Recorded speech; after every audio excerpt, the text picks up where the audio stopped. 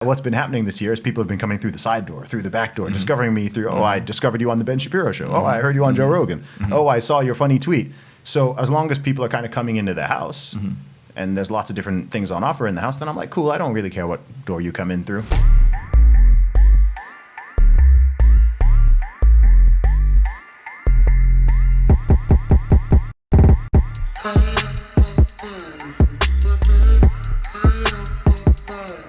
Yeah, so, that's so cool, man. And what I like about it is some of what I'm gathering is like you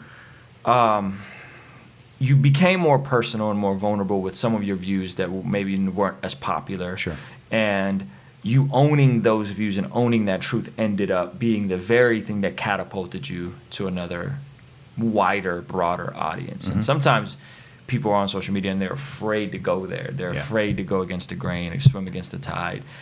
But I think most times that's usually the stuff, or at least on a platform like Twitter, that's the stuff that usually ends up being disruptive to cut through, you know. So I think that's super dope. Yeah, and I just remember, just seeing you on my timeline. I'm like, yo, this dude is interesting. He's talking about fitness. He's talking about this. He's talking about that. And you were just unapologetic in your views. You know what I mean? You know, I break a lot of the rules that, you know, people have. Sometimes people are like, oh, you know, just niche it down, just do one thing, just focus on the music, or just focus on the fitness, or just focus. And I'm like, nah, man, I hate that. That's not me. Yeah. You know, that's not me. It's like I've been giving people the music for over a decade. Yeah. Like I'm gonna give you now some more of my personality. I've been going to the gym longer than I've been rapping. Yeah. Like, why don't I put out some fitness content? Yeah, right? That helps people. Yeah. My goal is to inspire and motivate other people. What better way than, you know, look, if you want to lose weight, I can help you lose weight. If you want to build muscle, I can help you. I love helping people out, you know, as long as they want to take that first step and actually want it. Yeah. So I thought, oh, what else can I offer people? Oh, well, I can use my voice in other ways. You know, people seem to like my podcast. People like my interviews. I've done some public speaking this year. So why should I limit myself to just doing one or two of these things? Oh, absolutely. I'm able to write. Why don't I write a book? Yep. Oh, I know fitness and I know how to write. Why don't I write a fitness book? Yeah.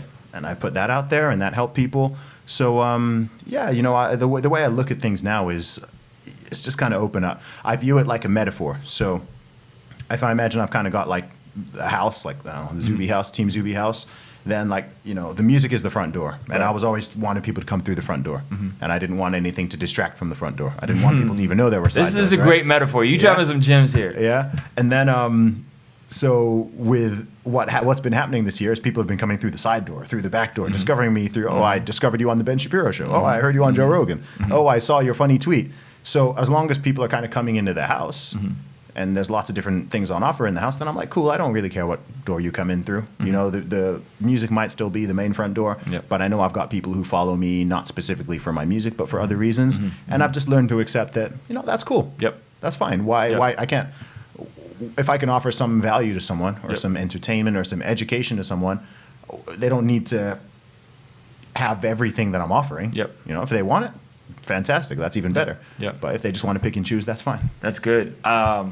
That's dope, man. I love everything you just described. I relate to it personally. Hence, we're doing a podcast at A3C weekend. I'm here for a rap show, but I'm doing a podcast. I just got a text message from the homie 1K Few about doing another one tonight, which is I don't know if you tired. I might have to be up for a couple hours. He's talking about a poolside interview in the middle of the night. I'm like, what is this going to look like? Anyway, I feel you, and I think that's dope. I believe what you described is the new model. I believe what you described, what Joe Rogan is doing, is what is Joe Rogan? Is he a podcaster? Is he a comedian? Is he an influencer? Is he a TV host? He's all the above. He's whatever he wants to be, and I think you spent a decade just figuring out how to hustle music.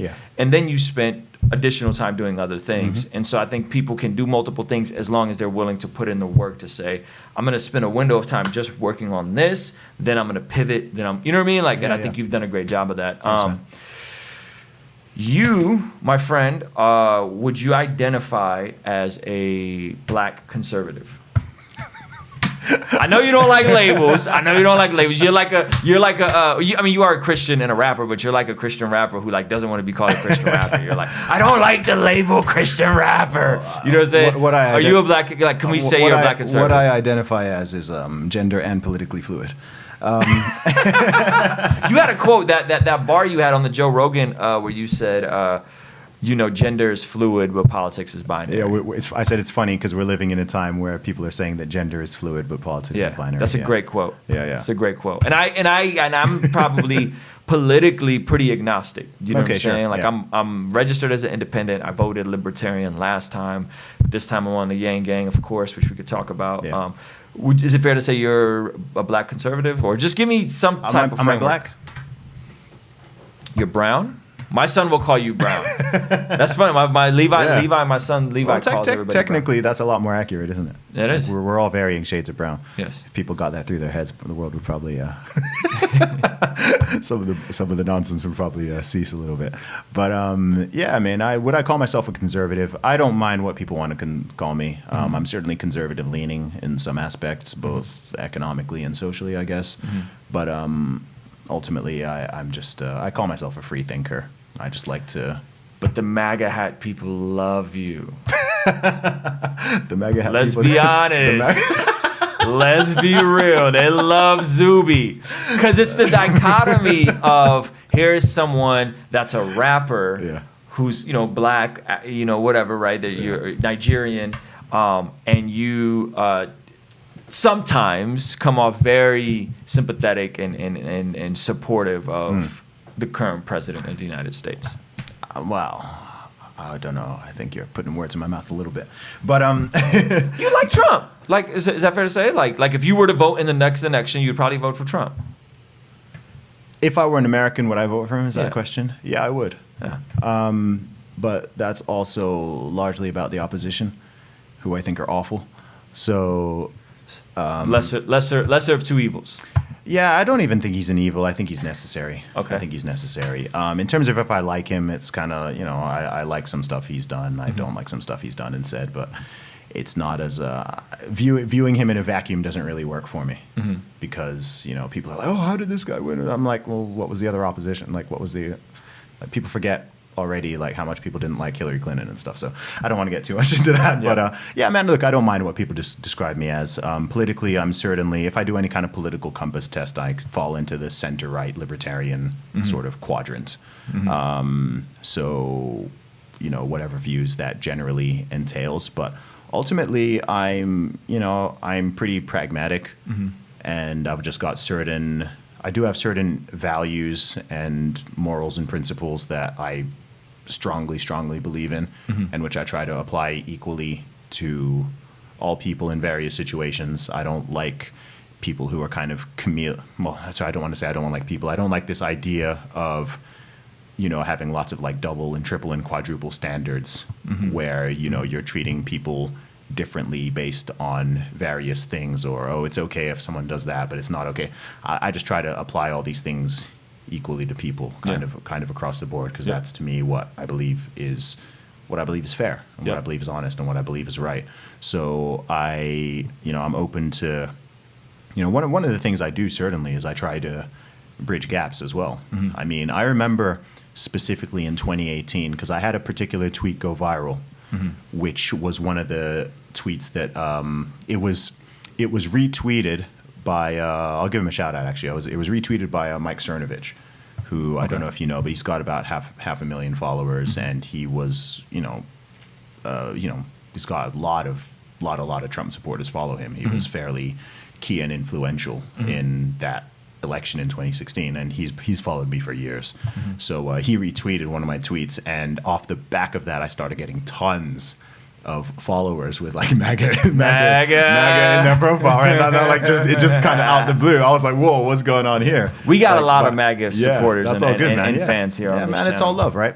And then so it was funny because I remember in 2018, people saw me. Some people, even in the music world in the UK, kind of saw me interacting with all these Trump supporters and stuff.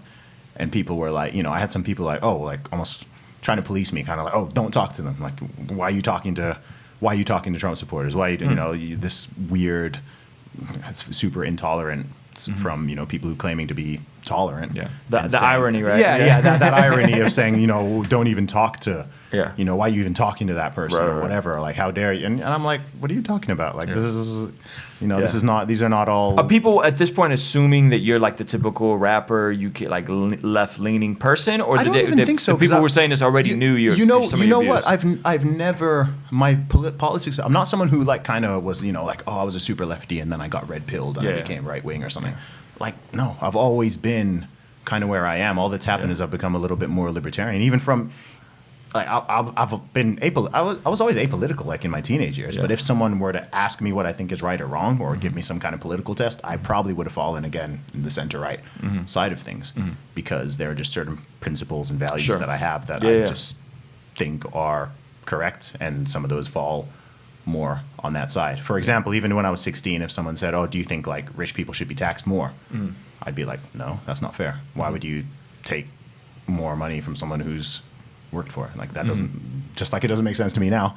It didn't make sense to me then. When see what I mean? when you say tax more, you're specifically meaning like a higher percentage. Yes, exactly. You know, I like if someone was like, "Oh, do you think it's fair to tax a millionaire or at you know, even 50%?" I'd be like, "No, I don't think that's fair. I don't think that's fair now. I didn't think it was fair then." Yeah. You know, whereas other people are like, "Oh no, you tax them at 70% or whatever," and I'm like, "No, that doesn't strike me as fair." You know, it's basic. Yeah, the tough part about the taxes thing is that the higher you tax them and the more you create that like sliding scale. Like I get the logic behind it, but what tends to happen, I think, is that there becomes a lack of respect for the laws. So then entrepreneurs and wealthy people just kind of do a little gymnastics. So it's like now you're not only are you taxing them potentially unjustly, but now like this whole Green New Deal where it's, you know, 70% progressive tax on people making over 10 million, right? Like people are just going to figure out how to avoid that, right? Yeah, people will avoid it, but beyond that, I think it's immoral. Yeah, well That's I'm the saying ultimate I thing, think it sets because it's a potentially immoral. I would say probably immoral. I probably agree with you. It sets a precedent to just finesse and break the code. You know what I mean? So it's like, why not just tax people in a way that's, I guess, more fair and balanced? You know what I mean? So that like because if we look at it, nobody's probably paying 50% of their, you know what I mean? Like truly paying 50% of what they take home. They're probably 30, 35 at the most. You know what I mean? So just make the highest tax rate there. Yeah. You know what I mean? And kind of balance it out. So yeah, that's an interesting thing. I've been thinking a lot about like taxes and like what's the best way to do taxes. Julio, Julio, Julio, Julio, Julio Jones. I'm from Atlanta, you throw me the ball and I score in the zone. They hit me up for a deal like it's something I do on the phone. Just cause it's me in the studio don't mean I do it alone. Julio, Julio, Julio, Julio, Julio Jones.